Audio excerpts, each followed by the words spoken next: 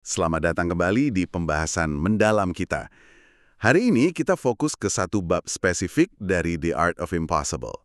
Bab 10 ya, judulnya 5 langkah yang tidak begitu mudah untuk mempelajari hampir apa saja. Betul, ini kerangka kerja yang menarik banget buat kita bedah.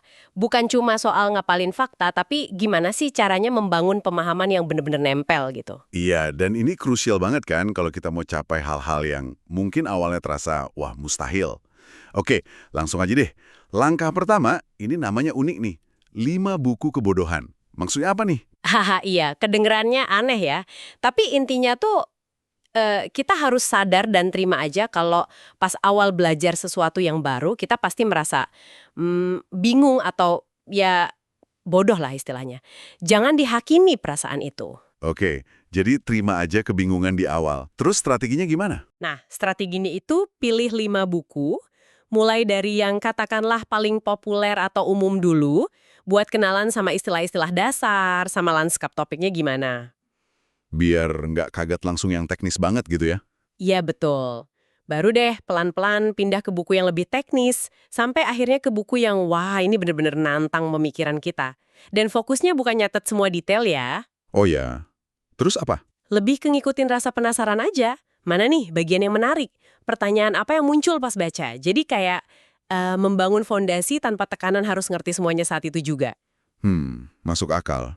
Penulisnya kan cerita dia riset buat novel ya, dari buku populer soal Vatikan sampai yang akademis banget. Kelihatan polanya. Persis, itu contoh bagus perpindahan dari gambaran umum ke detail yang lebih dalam. Suruh jadi bodoh. Iya, ini artinya kita harus berani deketin para ahli, bawa pertanyaan-pertanyaan yang masih sisa dari 5 buku tadi. Wah, tapi kedengarannya agak, gimana ya, intimidatif gitu nggak sih? Datang ke ahli terus nanya-nanya. Bisa jadi, makanya kuncinya persiapan. Kita harus hargai waktu mereka, tunjukkan kalau kita udah ngerjain PR, udah baca-baca dulu, Oh, jadi nunjukin hasil dari langkah pertama tadi ya? banget. Dan ajukan pertanyaan yang emang dalam, bukan yang jawabannya tinggal googling semenit ketemu. Oke. Jadi bukan cuma nyari jawaban ya? Bukan cuma itu. Ini juga proses buat memahami cara berpikir para ahli di bidang itu. Gimana sih mereka lihat masalah? Apa nuansa yang sering kelewat sama pemula? Jadi belajar pola pikirnya juga. Paham. Terus, seringkali kan ahli itu fokusnya sempit banget ya di bidangnya. Ini nyambung ke langkah ketiga nih, jelajahi celah. Maksudnya gimana tuh? Nah ini menarik. Karena ahli fokus, kadang ada area abu-abu atau titik temu antar bidang ilmu yang mungkin mereka lewatkan. Langkah ini ngajak kita buat justru nyari celah itu. Tempat ide-ide baru bisa muncul gitu. Tepat. Penulis nyebut konsep slow hunch dari Steven Johnson. Kayak intuisi pelan-pelan gitu, kita mau lihat koneksi antar ide dari bidang-bidang berbeda yang tadinya nggak kelihatan nyambung. Jadi harus aktif nyari koneksi antar disiplin ilmu ya? Ya, ikuti aja rasa penasaran kita. Proses ini mungkin bikin frustrasi kadang-kadang karena nggak langsung jelas kan. Tapi katanya, justru di persimpangan antar ide itulah pembelajaran yang dalam sering terjadi. Oke, masuk akal banget. Lanjut ke langkah keempat. Ini agak, melawan intuisi nih. Selalu ajukan pertanyaan berikutnya. Maksudnya gimana? Bukannya kita biasanya nyari konfirmasi ya? Nah, ini dia uniknya. Langkah ini justru minta kita aktif nyari sudut pandang yang berbeda, yang berseberangan sama apa yang udah kita pelajari atau yakini. Wah, nyari orang yang nggak setuju dong. Kayak sengaja cari debat gitu. Bukan buat debat kusir sih, tapi ini pertanyaan penting. Gimana caranya kita benar-benar nguji pemahaman kita? Ya dengan dihadapkan sama argumen tandingan yang kuat. Oh, jadi biar pemahaman kita lebih kokoh ya? Betul, pas kita dipaksa mikir, oke, argumen dia gini, argumenku gini. Mana yang lebih kuat? Kenapa? Nah, disitulah pemahaman kita jadi lebih dalam, lebih bernuansa. Bukan sekedar percaya aja. Oke, kebayang. Ini beneran nggak mudah ya langkah-langkahnya. Terakhir nih, langkah kelima. Temukan narasi. Maksudnya apa ini?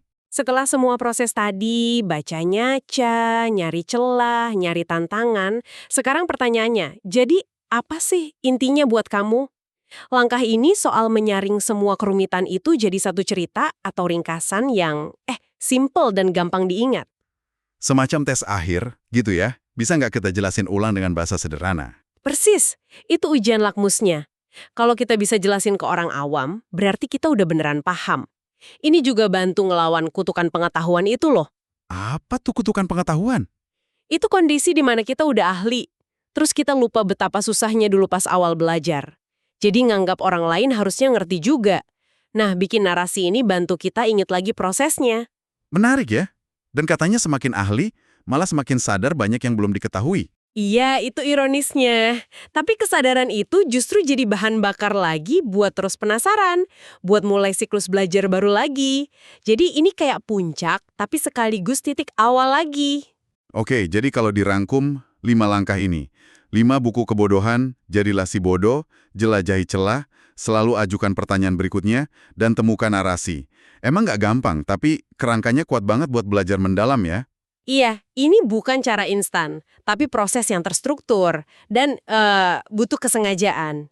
Yang paling menonjol buat saya sih penekanan soal nerima rasa nggak nyaman di awal, terus berani nyari perspektif beda, sampai akhirnya bisa nyimpulin sendiri intisarinya. Benar. Ini bukan cuma ngumpulin info, tapi benar-benar membangun pemahaman. Tepat sekali.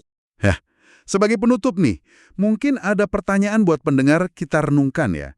Dari kelima langkah ini, mana sih yang kira-kira terasa paling menantang buat Anda saat ini? Dan gimana ya caranya Anda bisa mulai coba terapin satu elemen kecil aja dari langkah itu di proyek belajar Anda selanjutnya? Coba dipikirkan.